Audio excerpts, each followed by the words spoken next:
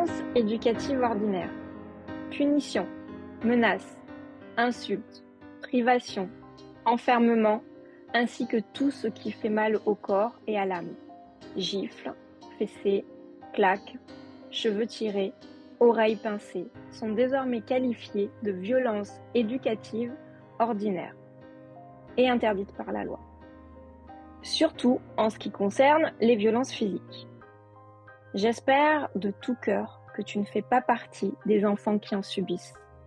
Si jamais c'est le cas, à la maison ou ailleurs, de la part de tes parents ou de toute autre personne chargée de ton éducation, tu dois impérativement en parler à quelqu'un. Si possible, rappelle l'existence de cette loi à la personne concernée. Si cela n'est pas possible ou si cela ne l'arrête pas, il faut absolument en parler à quelqu'un d'autre, peut-être à une autre personne adulte à l'école. Lorsque l'on subit une violence, on se retrouve dans un état de stress élevé, lequel provoque une déconnexion des couches les plus intellectuelles de notre cerveau, ouvrant la porte à une inscription de l'événement dans les couches profondes de notre mémoire. Dans l'immense majorité des cas, les adultes qui utilisent la violence éducative ont eux-mêmes été traités ainsi.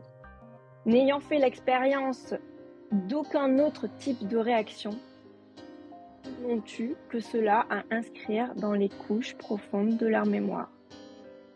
Or, c'est à celles-ci auxquelles ils font appel lorsqu'ils reconnaissent une situation éducative dans laquelle ils se sont retrouvés un jour étant enfants. Ils ne connaissent pas d'autres réactions.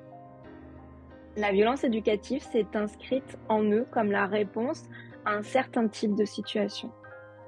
Dès qu'ils se retrouvent dans cette situation, ils font appel à la même réponse, ne retirant rien la responsabilité qu'ils portent de leurs actes, car il est toujours possible d'agir avant la déconnexion des couches les plus intellectuelles de notre cerveau. Peut-être ont-ils besoin qu'on leur transmette les informations que tu viens de recevoir pour au moins voir et comprendre le processus dans lequel ils se sont piégés.